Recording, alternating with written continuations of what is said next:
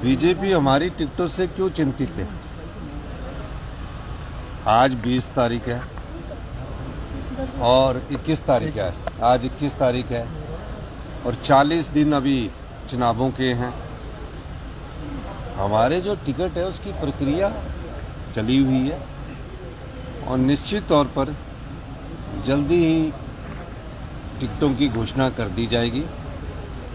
लेकिन हमारी पार्टी का चुनाव प्रचार तेजी से चला हुआ है और हमारे प्रत्याशी के बगैर हमारे मंत्री जनता के बीच जा रहे हैं। पिछले कल हमने शिमला संसदीय क्षेत्र के अपने जो ब्लॉक कांग्रेस कमेटी और हमारे जिला परिषद के सदस्यों की बैठक करवाई। उससे पहले मंडी पार्लियामेंट की बैठक करवाई। आज धर्मशाला क्षेत्र में कार्यकर्ताओं से मिलकर चुनाव प्रचार को धार देने के लिए हम यहाँ आए हैं।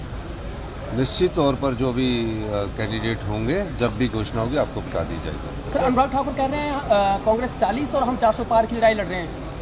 पहले तो वो भारतीय जनता पार्टी के राष्ट्रीय स्तर के नेता है। 400 सीटों पर उनके प्रत्याशी पूरे खड़े भी हुए हैं। ये एक नारा है, मतलब 400 का मतलब है कि वो 543 सीटों में 400 में उनके पूरे प्रत्याशी खड़े हुए हैं। वो एक नारा है, वो नारे के सहारे अपने कार्यकर्ताओं का मनोबल बहुमत प्राप्त करने के लिए कर रहे हैं। लेकिन मैं कह सकता हूं कि हिमाचल प्रदेश में कांग्रेस की जो सरकार है वो लोकतंत्र को जो खरीदने की भारतीय जनता पार्टी ने पैसे के दम पर सत्ता त्यागने की कोशिश की है। हमारी सरकार जनता की अदालत में जाएगी। जनता की अदालत में इस बात को रखा जाएगा कि हमारे पास धन बल तो है नहीं, जिस धन बल के सहारे उन्होंने कांग्रेस के विधायक खरीदे, लेकिन हम जनता के बल से ये चुनाव जीतेंगे, जनता के आशीर्वाद से जीतेंगे।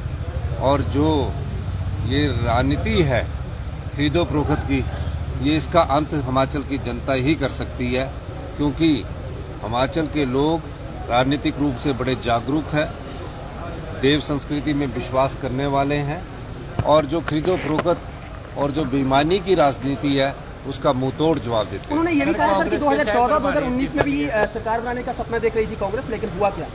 2014 और 2019 में भी सरकार बनाने का सपना देख रही थी कांग्रेस, हुआ क्या? मोदी मैजिक के आगे सब धूमिल हो गए। देखिए, लोकतंत्र में ऐसा होता है, लेकिन आज भी मुख्य विपक्षी पार्टी कांग्रेस पार्टी है। भारतीय जनता पार्टी एक समय 2 सीटों पर थी। हम भी 10 साल 2004 से 2014 तक सत्ता में रहे और 10 साल से सत्ता में नहीं है। हम जनता के पास जा रहे हैं कि हमारे पिछले 10 सालों का हिसाब लीजिए। जब हमने मनरेगा लाई, हमने राइट टू इन्फॉर्मेशन एक्ट लाया और भारतीय जनता पार्टी के भी 10 सालों का आप हिसाब देख लीजिए कि बेरोजगारी और महंगाई किस स्तर पर पहुंची है। सर, अनुराग ठाकुर ये भी कह रहे हैं कि कांग्रेस जो है वो देश को कमजोर करने का काम जो है वो कर रही है। किसको? देश को कमजोर करने का काम जो है वो कर रही है कांग्रेस पार्टी। 1947 में ये देश आजाद हुआ। ये देश के लोकतंत्र को मजबूती किसी पार्टी ने दी है और देश की सुरक्षा को किसी पार्टी ने मजबूत दी है, वो कांग्रेस पार्टी है। और देश की एकता और अखंडता के लिए कांग्रेस पार्टी के 2 प्रधानमंत्रियों ने अपनी जान तक दे दी, तो वो देश को कमजोर करने का काम कर रहे हैं। आज जिस बात को अनुराग ठाकुर जी कह रहे थे उनसे ये पूछा जाना चाहिए कि इस देश को लोकतंत्र को मजबूती के लिए कांग्रेस पार्टी ने नीतियों में बदलाव करके मजबूत लोकतंत्र की नींव रखी, जिसमें पंचायती राज संस्थाओं में महिलाओं को 33% का आरक्षण भी दिया गया। तो आज मजबूत लोकतंत्र के कारण ही तो देश के प्रधानमंत्री मोदी जी हैं।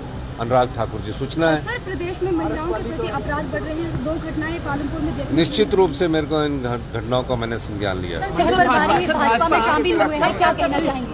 धन्यवाद।